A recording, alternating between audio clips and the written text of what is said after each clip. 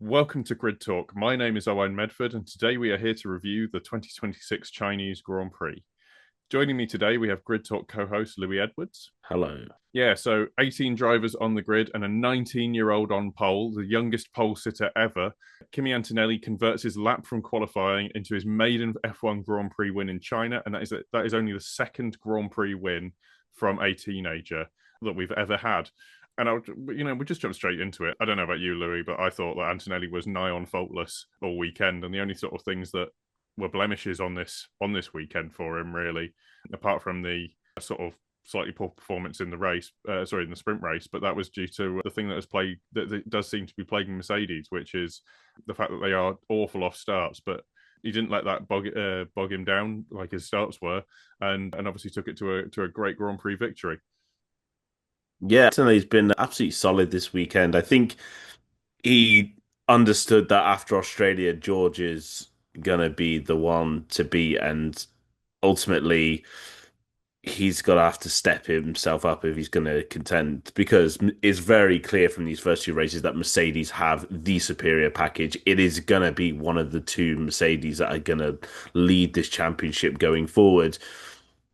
And if you're Antonelli, you're not going to want that to be your teammate. And he's really stepped up, did an incredible job. Yeah, his sprint race start really wasn't good. I think after having a poor race start in Australia, poor sprint start, it was definitely questions coming into the Grand Prix whether he'd be able to hold off at least his teammate, which he did manage to do. Those Ferraris are just completely unstoppable when the lights go out, so it's hard to keep them behind. But once he made his way back to the front, it was no looking back, and he did a great job. Yeah, there was a little bit of a lockup at the end, and it was a bit of a scary moment, but ultimately, absolutely bang up job. He did everything he needed to do, got a great launch off the safety car restart, didn't allow the Ferraris to gain anything from that, and he did an amazing job all weekend.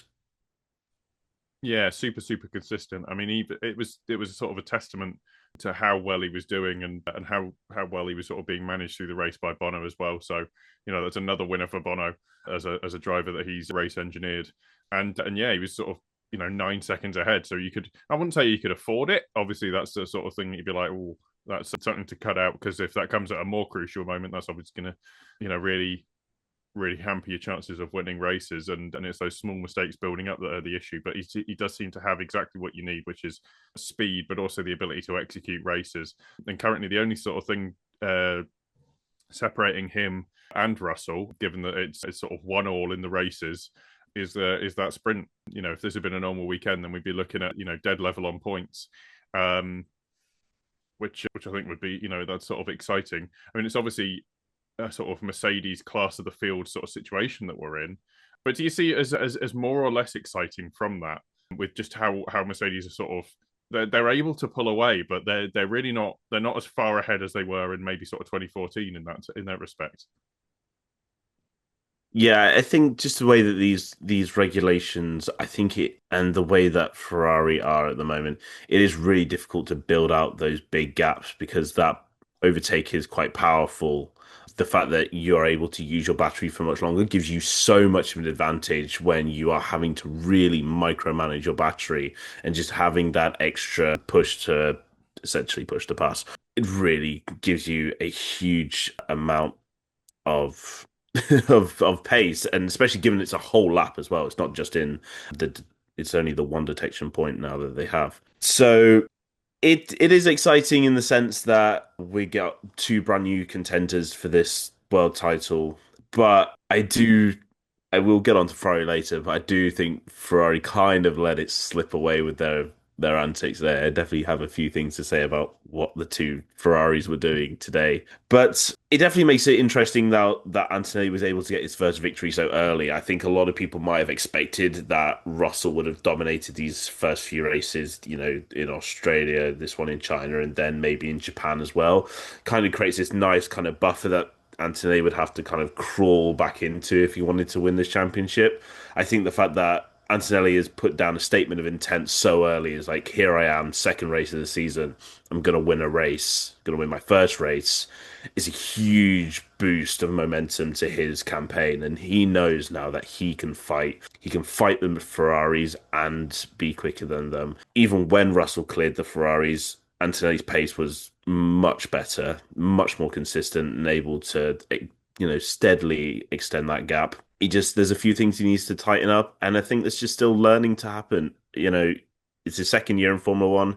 This is brand new cars. It takes a lot to get used to, and I think there's still more that we're going to see from Antonelli. And I think it could make this battle between the two Mercedes a little bit more interesting because right now we haven't actually seen the two Mercedes really go at it in a race yet. I'm really glad you brought that up, actually. It was just exactly what I was going to ask you about, which was that we've seen Antonelli have to come through the field, and we've seen him, I would say that he was, having to battle with the Ferraris and some of the other drivers, with, Colapinto, who made a great start, or I think, or Gasly, or some of the, I think the Hasses as well.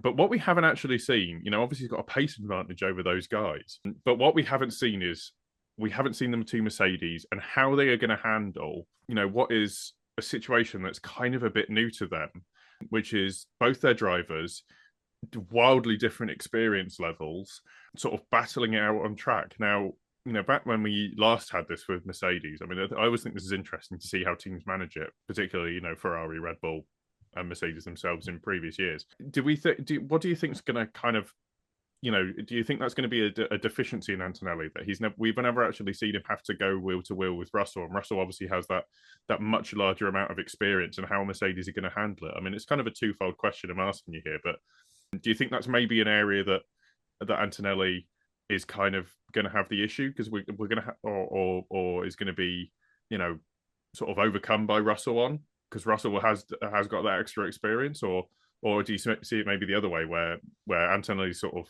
maybe a bit faster and got a better feel for it, and George is the more calculated driver? I think we look back at McLaren last year really because they were kind of in a similar realm of that. You've got Oscar Piastri in what his third season of Formula One versus Lando Norris, who was in his sixth, seventh in that time. I think it's six. I'm going to guess right now. 19, 20, 21, 22, 23, 24, 27. Seventh season in Formula So One. it seems so recent that we were Yeah. looking at, was it Mode 7 or something, or Yeah. Yeah. It's time flies. It's horrific. But I think it's kind of a similar vein of you have the experienced driver that is expected to take the championship, i.e. Lando last year and Russell this year, but then they have their young, newish teammate who's very quick, very highly rated, but lacks the experience of Formula One racing compared to their teammate, i.e. Piastri now. Antonelli. I think Mercedes are definitely going to be more wary of this than other teams, though. I think Toto, never really wanted a repeat of the Hamilton Rosberg situation ever again. Hence why, Bottas was the replacement for Rosberg. And let's face it, they've always had a kind of a clear number one with George in the year that he's been with Antonelli as a teammate. So I think Mercedes will try and keep it calm, try and keep it calculated, but who knows? It's Formula One. Things happen. Teammates hate each other. We've seen it time and time and again. It happened with Mark Webber, the old dog versus Vettel, the kind of new guy coming through. We saw it with the Mercedes. We've seen it with the McLarens. Accidents happen, and it'll be interesting to see if Mercedes try and is it going to be a papaya like a silver rules situation? I don't know what Toto might implement, but I think it's definitely something that we're going to see near into the future. I think it's only a matter of time before we actually do see Antonelli and Russell battling it out on track properly, like we've maybe seen from the two Ferraris today. Yeah, it's a little bit of a shame that we won't see that, in the historic place that we tend to see that in Bahrain. Obviously, huge disruption, and it's just not right to be really racing in an area like that. And that's where we'll leave that. Now, one thing that did sort of trouble Mercedes was, they weren't, they're in the sprint and in the race. They were able to initially trouble Mercedes, but it did sort of fall away a little bit. in different ways though in the sprint and the Grand Prix, which I think is interesting, is Ferrari. They're, as you mentioned, still starting fast, and there's still a gap to the front. But one thing that I don't think we have seen, which is sort of it's new from Ferrari, I think, and maybe it's due to the fact that they do have two outstandingly good drivers and racers in particular in Lewis Hamilton and Charles Leclerc. They may make mistakes, Leclerc a little more often when it comes to actually, putting a lap together and things like that. But they were letting the drivers race, which I don't think is anything we've really seen. And it was really interesting to see how the drivers seem to go about it. And I think well, obviously Lewis Hamilton sort of had the better of Charles Leclerc on this one, but that's something we really haven't seen from Ferrari. Tough but fair, I think, is a way of describing the way that the two Ferraris raced each other today. It was certainly daring. We've seen a lot of risky moves, especially around the sort of the 6-7 kind of area where you're trying to sweep around the outside in a quite a traction critical area. And the amount of lunges and moves, it was great racing. I'm not going to ever take away from it. But there's definitely something that hit me during that race. It's something that David Coulthard was saying on the F1 TV commentary. He was like, "This is excellent, but pointless." Like Antonelli was just up the road, yet we're seeing these two Ferraris absolutely go hammer and tong at each other. George Russell's just behind. He's waiting to pick off whoever gets, thrown out of this battle. I do feel like there was more on the table for Ferrari in both the sprint and the Grand Prix. We kind of saw the same story play out two times. It was Ferrari initially take the lead, Mercedes try and come back. The Ferraris get locked in this weird battle trying to be the number one, and then the Mercedes kind of just run off down the road with it. And I think it's kind of a shame. I think with a little bit more strategy and a little bit more team play, I think there could have been a bit more of a like push for the win. But then also the commentators on F1 TV said that have they just completely given up on the fact that they're going to beat Antonelli, and Leclerc or Hamilton have just decided, you know what, I just want to be the top Ferrari. So it'd be very interesting to see how Ferrari continue this going forward, because I do feel like this battling, while exciting and it's great for the show and it's great for the fans that we get to see such amazing wheel-to-wheel racing, it is coming at the cost of them potentially not doing as well as they should be. And ultimately, I think at one point, like near the end of the race, they were maybe 13, 14 seconds off. And I was thinking to myself, has the racing between the two Ferraris today cost them 13 seconds? Like in those laps? And ultimately, my answer came to probably. Probably throughout their battle, they probably have cost themselves 13 seconds. And that whole gap was that to Antonelli. I think the pace is there for Ferrari. I think I think it's definitely they're moving in the right direction, but I think they do need to calm it down a little bit. Yeah, I mean, in years of Ferrari gone past, that we wouldn't have this problem because one of them would have been told to leave it, and that would be it. I think you're right. It's not just the being in the wrong place on the racing line. One thing I noticed was that Hamilton seemed to have more battery consistently, so maybe that's some of his experience, and we've seen that before in sort of the fuel usage and stuff back in the previous change to the hybrid regulations. But I do think you're right that the battery is obviously so important, and in terms of trying to get past each other, yeah, it's not just through the corners that they probably hampered themselves. It's probably on the deployment as well, where you're not able to let the power unit do its thing and give you the lap time where you can get it for cheaply from that, and by fighting like they did, yeah, Ferrari probably did not just sort of cost themselves time in that way, but also not even troubling Antonelli into having to drive differently, and that's that seems to be the sort of thing that Ferrari seem to do. Like I don't know whether that's necessarily the pace of the Mercedes coming through and just kind of just eking that out just to make it so that that kind of,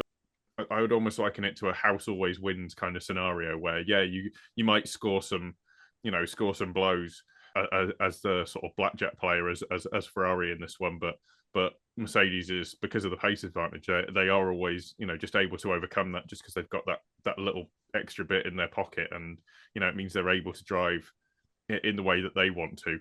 So I think this is really going to, this is an area that this is still going to get better. You've got to remember that this is the worst the regulations are going to be. So this is in terms of deployment and all that. And as the teams learn, this is going to get better.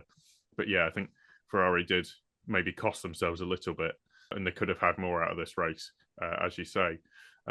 So clearly not a 5-star performance from them in that respect. But if you enjoy this podcast, we'd love it if you could take 5 to give us a 5-star rating on Spotify or a 5-star review on Apple Podcast.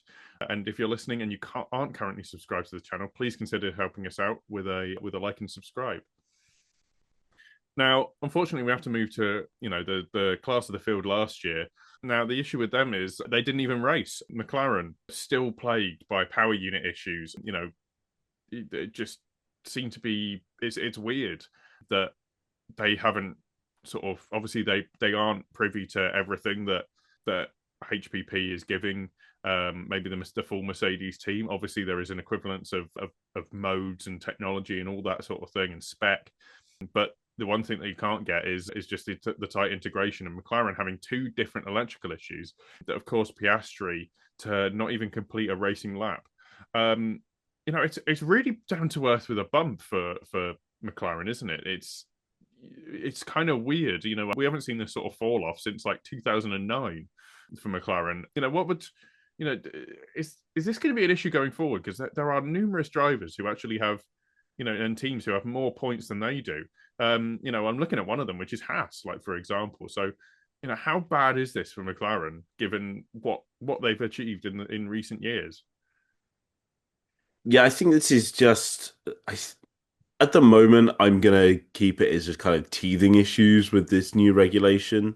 They've been saying that they're lacking information coming from Mercedes, and to be honest, it's Mercedes' prerogative to give them that information anyway. They're, at the end of the day, they're a customer, not a manufacturer.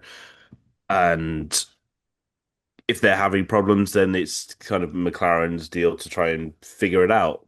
But yeah, I think it'd definitely be a really disappointing weekend for Oscar. He like didn't have an awful sprint. It was kind of about as bang average as you could have expected. And but to have a second did not start in in a season is pretty rough. And okay, first time you could probably blame it on Oscar. Second time is definitely completely innocent. But then to also have another issue with Lando to completely, it's just not. It's really bad. And the fact is, there were huge points up for grabs today. The way that this Grand Prix was, the back and forth between the Ferraris, costing them time. There was a huge gap between that kind of top 4 to then Behrman in 5th, which is where McLaren would have very nicely fit into, because that is realistically where their pace is. They are very much that 3rd place team. If you look at the way that qualifying tends to play out, you'll see the 2 Mercs on the top, but followed by the 2 Ferraris, and then it's the 2 McLarens. Sometimes, Norris will put a lap in, or Piastri will put a lap in. That kind of splits one of the Ferraris. But realistically, that is the block that they're sitting in, and they would have got very nice points had they actually started the race. So they really need to get to grips with this Mercedes engine, because it's not the first time that they've had problems. It probably won't be the last time they have problems, i.e. just the way that these regulations are. But it's kind of a thing. A lot of these Mercedes customer teams aren't doing incredibly well so far. I mean, Alpine came out the best of the Mercedes customer engines teams so far. So a pretty good job from them. But yeah, McLaren is definitely something to be worried about. They can't be afford to dropping points, and especially dropping mileage and data this early in the season. Yeah, absolutely. That's the worst part, is that you're not finding the other issues. You've got the issues with the power unit, you're not finding the other issues that might exist in your car, and in terms of setup and things like that. And this would have been a great test over a Grand Prix distance to understand how your car works with, and how it grains up the front, the different sort of specs of tires that you can use. and they didn't do that, weren't able to do that. Obviously, if an issue crops up on the way to the grid, then it's a big issue for you. But it's something you need to get on top of. Otherwise, you can find yourself going backwards very, very quickly, and into the clutches of the teams who are nipping on their heels, who do seem to have got the power unit right and the aero regs as well. It seems, and I was wrong when I said that Haas were ahead of McLaren, but it's only by 1 point, which is that looks. If you're Haas right now, you think that's pretty doable. And when I say Haas, I more really mean Behrman F1. Ollie Behrman scoring all 17 of the points that Haas have so far, putting them ahead of Red Bull Racing. And it's kind of amazing how well he's doing. Obviously, he's a class act. How's it go? Apart, aside from that, how's it been going for Haas? But over these opening two races, I think, given where Haas have been in previous years, it's pretty encouraging. I mean, Behrman is replicating the same result he got here last year, but I think with a much stronger package. And I think last year Behrman did a great job, but that Haas was not necessarily that competitive. He kind of really outdrove that car. And I think this year he's done a great job, but with a great package, which he can then replicate in Grand Prix to come. The fight between the Alpines and the Haas today was brilliant. Obviously, with the split strategies, with Ocon and Colapinto going long, with Gasly and Behrman pitting under the safety car. But I think for Haas, it's definitely encouraging that Behrman has really got to grips with these regulations and doing a good job. Obviously, there is going to be some slight worry about Esteban Ocon. His penalty today was so needless and kind of stupid. The fact that he admitted it himself fully as soon as the accident happened, and fair play to him, because it was just a very silly, very preventable accident, which almost completely screwed Colapinto's race. And shout out to Franco Colapinto getting his first point. I demand now a compilation of every single time that George on this podcast has said Colapinto for points up until this point. Ever since he joined Alpine, I'm going to assume he's probably done it every week. I have files upon files of George's predictions from the last year and a bit of just being Colapinto for points. So, you know, he got it right eventually. So now who's it who's it going to be? It's going to be like Lance Stroll for points, maybe in Aston Martin. But I think for Haas, they definitely got a good foundation. There's definitely good ground to be made from here. And when you've got two of your biggest rivals not starting, and Red Bull also kind of throwing this weekend down the pan, great points to pick up. yeah, absolutely. Yeah, I'm going to start calling. I'm going to start calling Colapinto Colapointo. I don't know if that. I feel like I feel like he wouldn't be happy if he knew I was. But either way, hopefully it's an affectionate. He sees it as an affectionate nickname. Yeah, you kind of touched on it there, which is I think the biggest shock. I mean, I know it's pretty. It really takes the cake to take it over from McLaren, who, like I say, not we've seen them in China like not 15 years ago have an issue McLaren with their power units and make it to the grid. Obviously, this one was a bit deeper, but someone is also having power units, and it only seems to really be costing the main Red Bull team, which is the weirdest part. I've driven past the campus. The engine part of the plant is like just across the road from the main Red Bull base, and seemingly they can't get it to work. Reliability costing Verstappen, and leaving Lawson the highest placed Red Bull sort of employed driver that we had. Obviously, Hadjar had a bit of a spin there.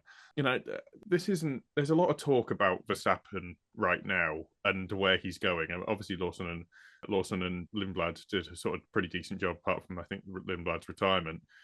But this is kind of weird. It sort of seems like a sort of Red Bull curse with what you had with Sebastian Vettel again. Win 4 championships and then get nothing out of them since. How bad is this for Red Bull, particularly when Verstappen is not doing great in this championship? No, I think he would have been slightly disappointed he wasn't able to get past Norris in the closing stages in Australia, and then he'll be incredibly disappointed that he was making zero ground on Behrman once he managed to recover his start, which was pretty woeful.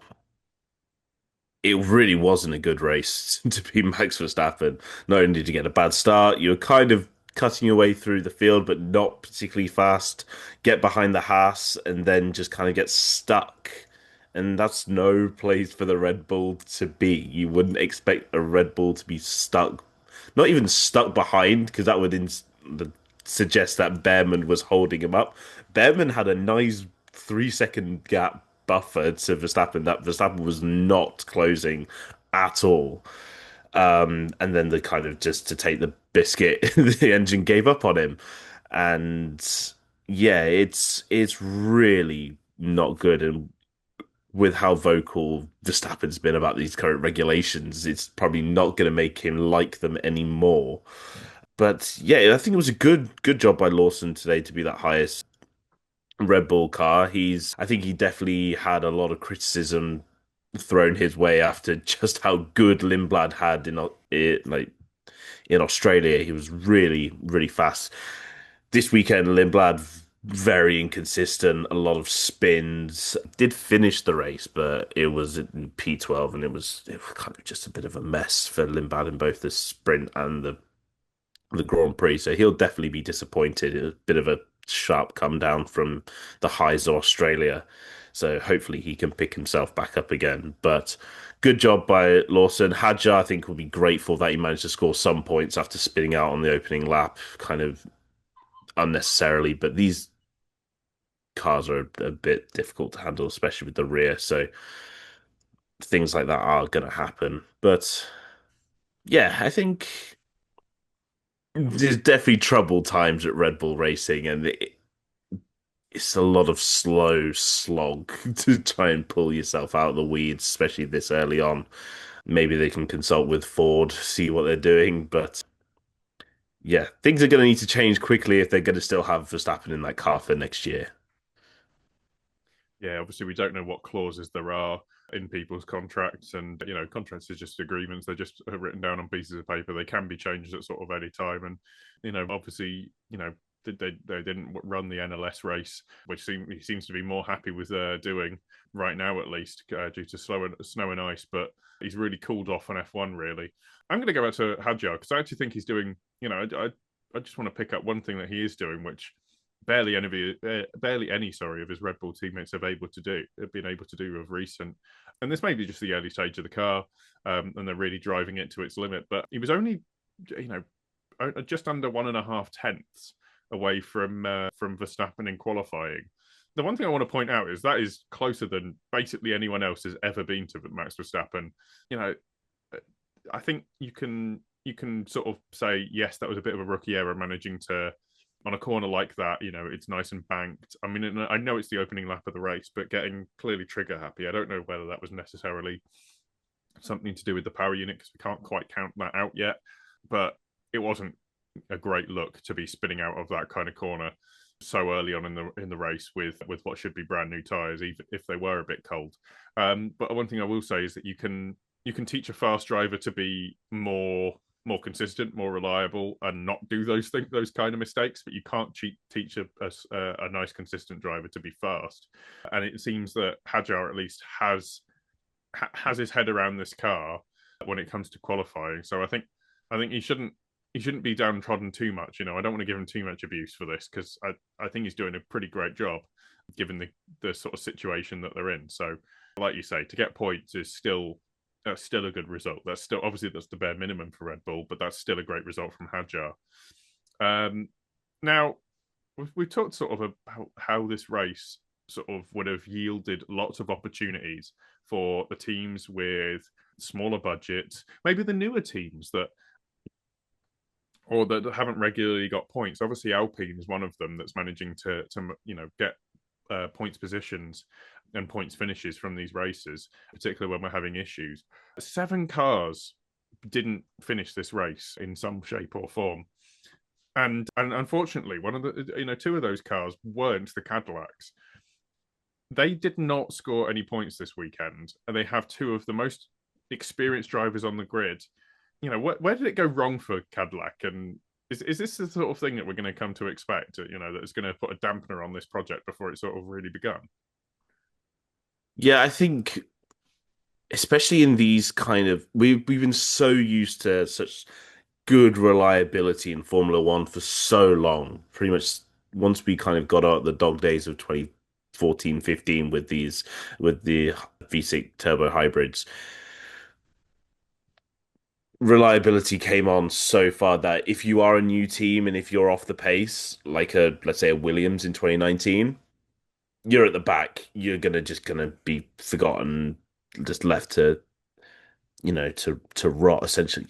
But if you do recall in the 2019 season, Robert Kubica did score a point at the German Grand Prix, which was a mess of a race, lots of retirements, all hell broke loose because of a bit of drag strip. And today we kind of saw similar in the sense of just four cars failing to even make the start, three cars going off of their own volition later in the race. There were definitely opportunities. There was safety cars. There was something you could do something with the strategy. There were opportunities, and I know the pace of the Cadillac isn't great, but there were definitely ways that they could have maybe done a bit better. I mean, the only reason they're not completely dead last is because Ocon served his penalty late on, and that dropped him behind Bottas. But the last thing you need to be doing is running into each other, and that's something that you pointed out to me, Owain, before we started the podcast. I didn't even know that they hit each other, so I went back and watched the race start from Perez's perspective, and yeah, he hangs it around the outside of two, and then just needlessly collides into the side of his teammate, pitching himself in a spin and dropping himself completely to the back, thankfully rescued by the safety car to even get him back into any form of contention. But this is this kind of things where you've got two experienced drivers. This is not what you'd expect. It's not what you'd expect from Perez. It's not what you expect from Bottas. And it's kind of something that really does need to be avoided. I don't know if there was much damage to Perez or Bottas's car after that, which then may have cost them even further time. But when you're at the back, you've got to keep it clean. You've got to take every opportunity as it comes. There's no, if anything, being a back marker, there's even less room for mistakes than being a front runner because there's so much more at stake. Getting that 1 or 2 points in those odd races that kind of come in your way are worth so much more than if you're fighting at the front where you're basically going to be in the top 10 regardless of how good or bad your weekend goes. So hopefully there's a little bit of just dust finally being blown off Perez. But yes, it's kind of disappointing to see that, especially this early on. And given the kind of the mood around this project, they all seem to be such in it together. Running into your teammate is the last thing I'd really expect from either of these Cadillac drivers, especially on lap one. Yeah, I don't know how many Grand Prix starts that both of them have between them, but they've been told enough times, don't hit your teammate. Like it would have been worth it would have been worth even Bottas maybe turning out or Perez, sorry, backing off. They didn't do that, and I think they've cost themselves a bit of a chance of points, or at least just being in that fight. That's time that they didn't have to spend, and budget maybe that they didn't have to spend fixing accident damage. And as you say, but particularly early on in the season, you don't want to be losing out opportunities to nab a point or two. Particularly when there's only 2 points to the teams ahead of them, and you need to stay intense. You need to keep that scoreboard ticking over in that way. You need to keep putting points on the board as and when you have the opportunities to, because you don't want to be the 11th team and getting no prize money for where you finish. That's the biggest thing right now, and yeah, it's just obviously it's early days, but that's something that they have to cut out as a team. They can't be affording to do that. So we move from sort of maybe some of the drivers who had some of the worst days to drivers of the day who had the best. We've only got one response, unfortunately, for driver of the day, but that means that the Grid Talk driver of the two. I apologise, but the Grid driver of the day, Grid Talk's driver of the day is Kimi Antonelli. Kind of unsurprising. I put the honourable mention in for Behrman. I think he did a great job, but he didn't do as good a job really as Antonelli did. So Louis, do you want to try and take us through why he was our driver of the day? I think it's mostly because of the event. Let's face it, it's Antonelli's maiden F1 win. It's hard not to give him driver of the day because considering how calm and just collected he did it, it was so just well done. It was just well done from Antonelli from start to finish.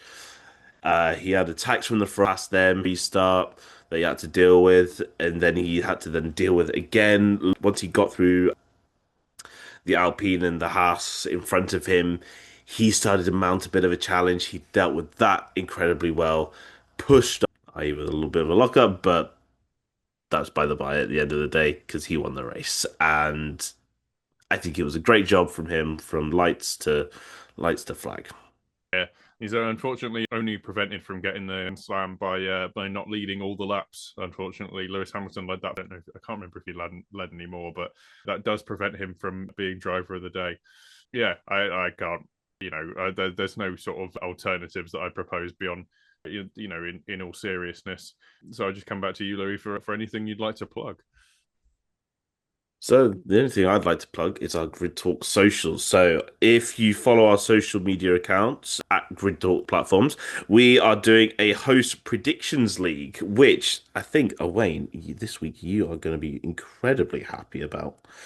Given that in the preview show you did have got all three drivers on the podium, but you only got of them actually spotted. But that is better than I put Russell to win with Leclerc second and Antonelli third. So only 2 points for me. But if you go along to our socials, we keep a track of all of our predictions for each week. We get points. There's a league table.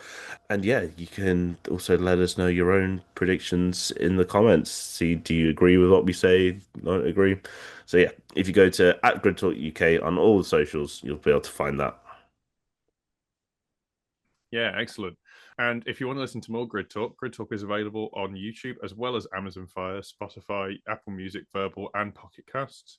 Just search Formula One Grid Talk for our back catalogue of shows with previews and reactions to the race results. Thank you to Jared Bradley and Holly Eagle for supporting us on Patreon. If you want to support the show further, why not sign up to our Patreon for exclusive content?